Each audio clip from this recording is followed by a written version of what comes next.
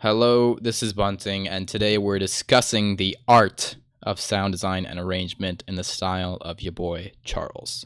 Let's play the track.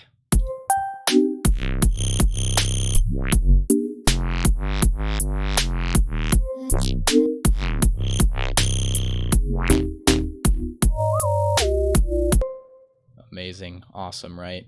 But what's even more amazing and awesome than that is if you support me on Patreon, I would thank you very much, but you also get access to project files and presets all from this stuff, right? And that's awesome for all of us, we all gain.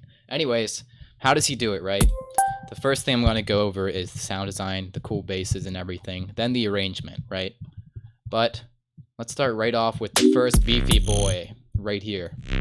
And immediately, you're going to see our old friend, the sine wave, right? Spoilers, because it didn't show up yet. But yep, that's all it is. Literally, in Vital, I just got a sine wave, put on some distortion on soft clip, crank that drive, right? But before I forget, this is how you get a sine wave. Just click this, basic shapes, and you're done, right? All the magic comes from this post-processing, which if I turn it off, you'll hear the stark difference.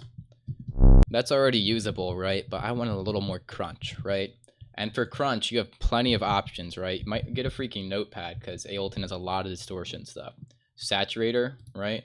You got overdrive, you got amp, you got OTT, you even got pedal, you even got like cabinet, you got a lot of stuff. You got Redux, you got some stuff, man. But anyways, I decided to just add this amp, right? And you can mess with these different modes to get all different timbres. And I just chose the blues because it's nice and crispy and full. But I didn't want it destroying the whole sound, so I turned it down to around 60. And while you're at it, you can even mess with all these settings as well, just for some further customization. And on top of that, literally any of these knobs you can go in and automate. So I want treble. I want no treble. You see what I mean? And just go crazy with this. But anyways, back to actually designing the sound. Next thing I did, just to further destroy eardrums, I decided to throw on a saturator, turn the drive up to whatever, 22, and turn the bass down to get it a little fatter, less squelchy. Higher bass equals more squelch, which I don't always want, especially for this Charles style. Then to round everything out, OTT makes it less kind of muddy, more clear, more crystal clear, like Charles, our beautiful boy. Anyways, the real magic, I mean, that all could be magic, but the real magic comes in with filtering. You can just absolutely blast the sound to hell and back with distortion, but then reel it back in with a bit of filter automation. And you're solid. You can automate however you want. You can add a bit of resonance, even change the filter. Plenty of different options, but for this sound, forget everything I did. I just distorted a sine wave and filtered it. And it sounds beautiful, right? I hope you think so. Okay. But let's play that back. Now this crazy screechy bass. If you hear any bass with this kind of screech in it, just know it's Redux pretty much all the time. Without all these effects, you'll be surprised. It sounds like shit. No, not shit. It's just a sine wave. Because literally in Vital, we just have another sine wave doing its thing. Oscillating, pushing a wave. There it is. Since you couldn't believe me, I had to pull it up. Okay? But look, you just add in a Redux. Ableton Redux. Or you can use Vital's downsample as well.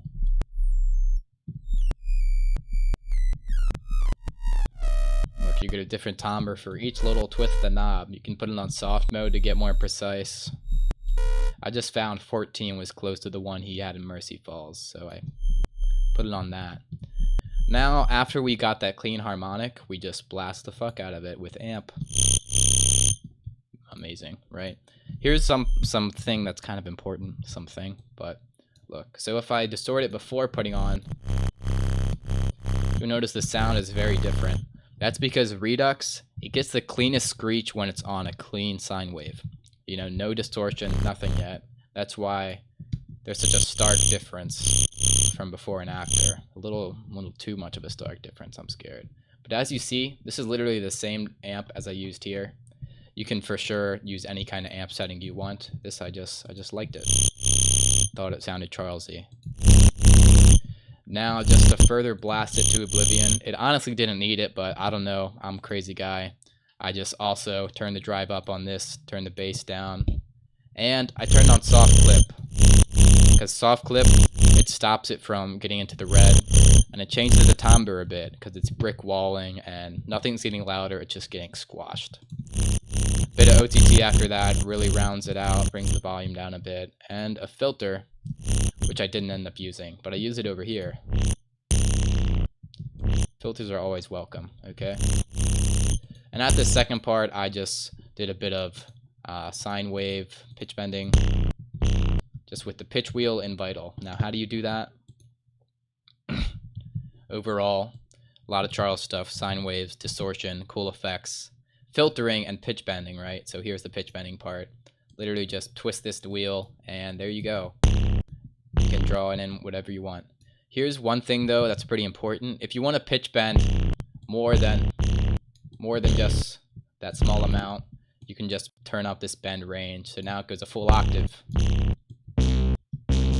Yeah, pretty important to know if you want to bend further using Vital, okay? That's another reason to use Vital opposed to just like Operator, because Operator doesn't really have a pitch bend wheel as far as I know. But yeah, that's that screechy bass, right? What about this one, okay? This is literally the same as this, except all I did is turn up the filter resonance. It takes it from pretty flat to a squelch. If you ever hear a squelchy sound, that's always some resonance, right? Just filtering. And yeah, pretty much the same exact thing. That's it. Now this little 808 hit. I don't know why I chose an 808, just because I kind of wanted a plucky sound and I knew Ableton's fades could make it real easy. This 808, by the way, is from my, not the fuck pack.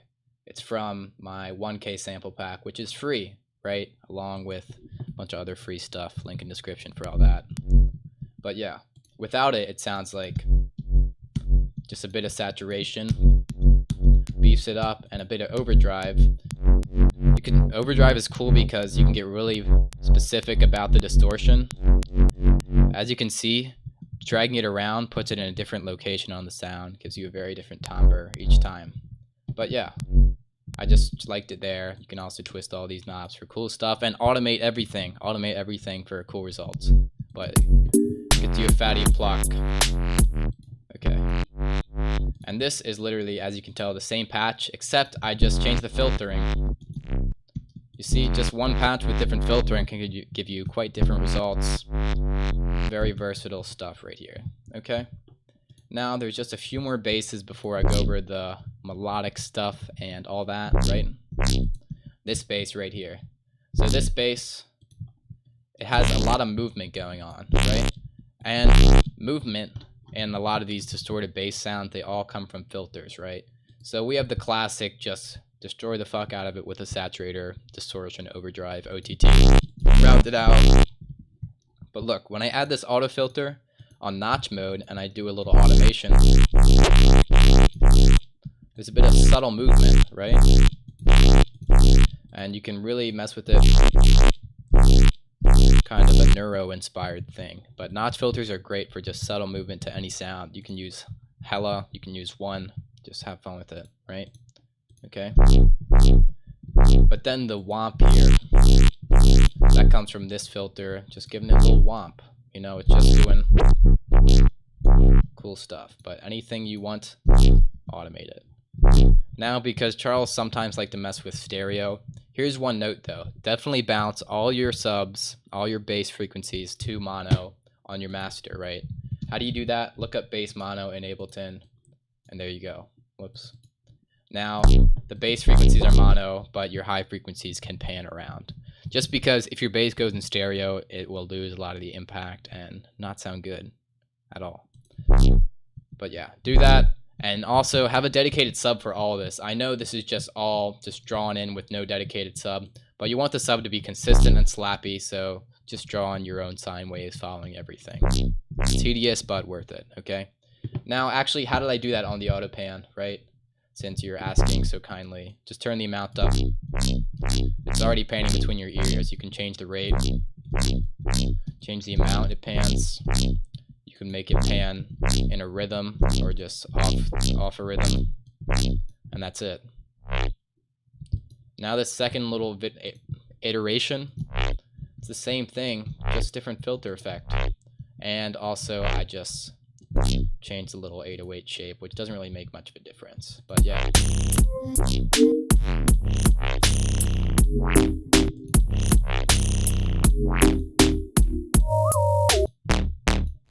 Now this is a bit of a plucky bass, which Charles uses sometimes, and I like them. I use them in heavy, right? But just like everything else, it's all a distorted sine wave. Hope you're not getting bored of just seeing me mangle sine waves. But why would you get bored, right? This is a sine wave. I took the release, sustain, and decay down. This is really tight, plucky envelope for the volume. Then I threw on hard clip, give it all that high harmonic content. Turned on multi-band to really brighten it up. I don't know, I might like it better without this compressor. Okay, maybe not, but... And for the extra movement, extra pluckiness, always filters. You know, like in the end, a lot of these freeform bass sounds, they're just like distorted sine waves, processed in some way, plus filtering to give it movement. You know, you get the timbre first, and you can really manipulate them with the filters. Hope you caught that, right? Because it's a big thing. But look, I just dragged this to here, and it's automating. You can change the amount. That's cool. Right, cool. And I made it hit with chords up here. Now this crazy harmonic bass. There's two layers to this. One is literally just a sine wave playing a cute little melody. So cute, right? Oh, you just wanna hug him so bad. Or it, or her. You know, I think sine waves are androgynous, but just a sine wave, right? And all I did, I just turned the glide up and put on always glide and legato. And it gives it that lovely bend. Without it, it sounds like it's cool, but we want that boy gliding. You can change how much it glides with that knob there. Also, I didn't do this, but I would recommend putting your voices to 1.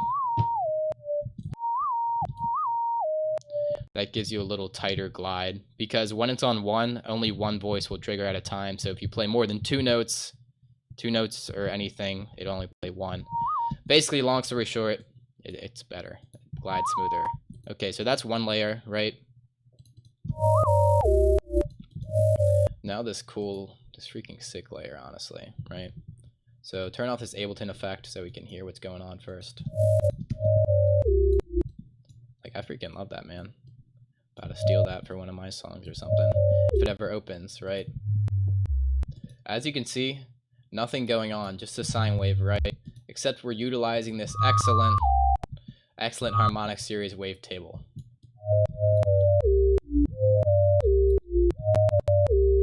That's actually the right position. As you can see, you can get really cool layers for your sine wave. And you can move it around until you find a timbre you like. I just took this from Mercy Falls, copied it.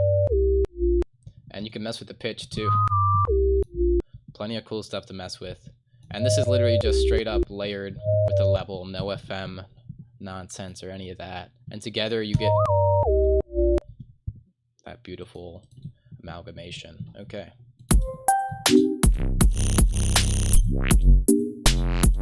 This looks super complicated, but when I get to the arrangement, I promise it'll all make sense. Please stick around, because you're really gonna like what I'm gonna show you. Or you just skip ahead, do whatever. I don't care, man. You do you. But this pluck here, just like everything else CharlesTheFirst has ever touched, it's a sine wave, right? Now, to get this sine wave all plucky and beautiful, first of all, get a pluck. Shape the envelope, turn the release up. Now it's plucky. Just get a basic shape sine wave, and you're good, man. But beyond that, if you open this additive synth, right, just hit that little edit, which also could be good for basses, but in this case, just use it for a sine wave. Draw in little harmonics. As you see, each one of these little bumps adds a new thing, right? And it adds a little brightness to the sound, making it a little more bell-like, less clean sine, which sounds good. I like it. So that plus a bit of reverb to space it out, make it beautiful. It's wonderful. Okay, and you're set. Now this little chord hit, this is also just a sine wave, but I didn't even feel like doing the additive thing, so it's just straight up sine wave, right? And let me draw this in, get a sine wave, right? If you wanted to have the woof, all you need a bit of volume on emission. So let's drag this LFO here, so it drags the volume according to its shape. It's a little too slow, so you can drag it back so it goes up a bit quicker. Let's turn this down too so it's not clipping. You see, so it sounds better. And let's turn up our frequency so it womps a little faster.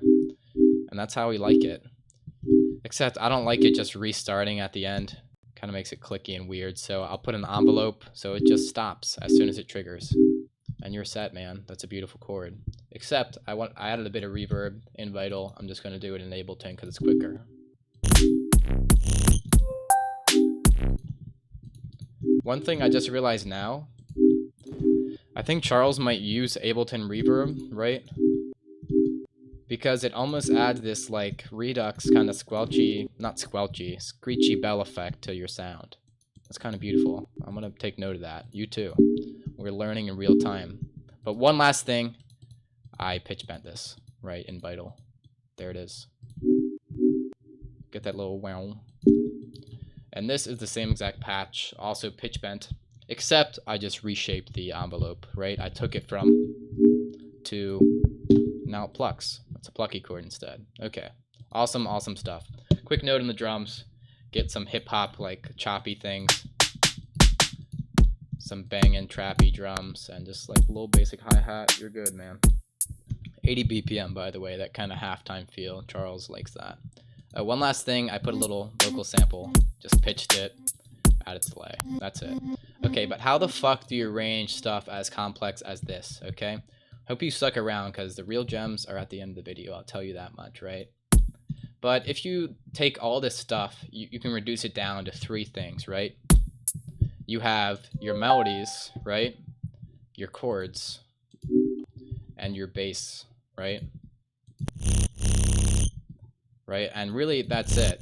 And what that means is you can just arrange using those 3 things. Well, of course, drums too. But arrange a melody, right? Just get a basic plucky sine wave or whatever beautiful thing you want to use. And how about we just add a little thing right here?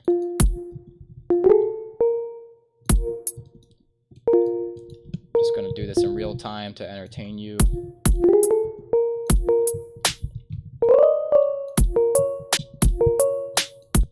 So we can arrange a little melody, arrange a little chord hit. This is all just in the key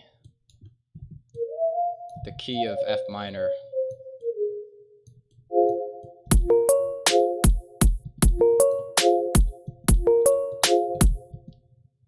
Why is it weird? Oh, because the pitch, no? Okay, something ain't right, but it sounds fine to me. So we have that, right? And now let's just get one more MIDI track with just like a distorted sine wave. Like I'll just use Serum since it's right here. Basic shape, just add some saturation, turn it up.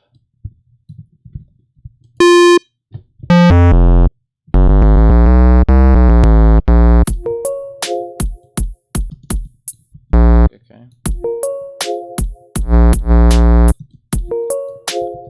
And we have those 3 things and we can arrange them in any which way we want.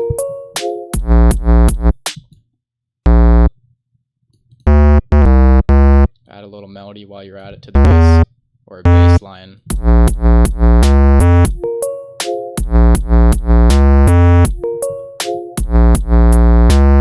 And while we're at it, we can just rearrange them like this. It's that simple. Chop them up like you would a sample.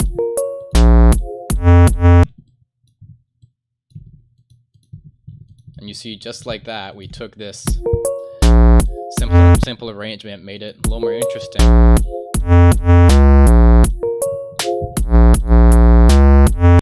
You see? And we took that one loop, and now it's 2 things with a little bit of variation, right? you know, and all you can have to do is like maybe make a little variation of your melody, a little variation of your chords, either in the sound design or the thing.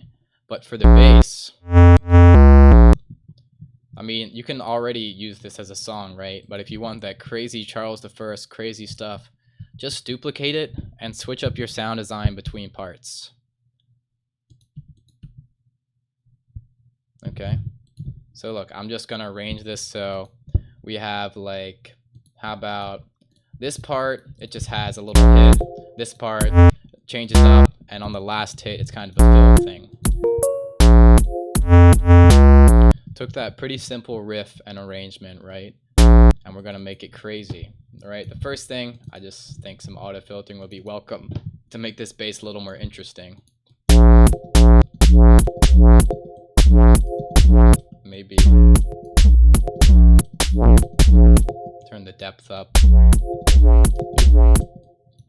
And maybe some OTT just to brighten it up after getting that timbre out. And let's change the sound design a bit, okay? How about we maybe like...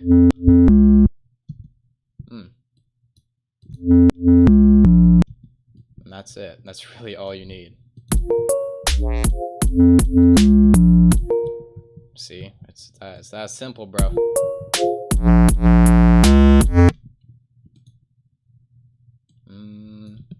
And how about I'm feeling this a bit stretched out.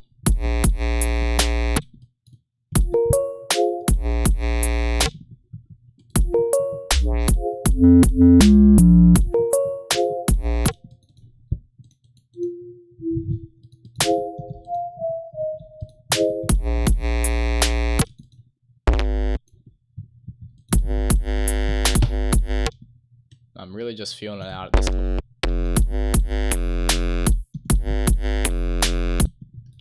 And right here, like a little empty space, perfect excuse to just add something cool. Like, how about a little percussion? A little percussion fill. That's it.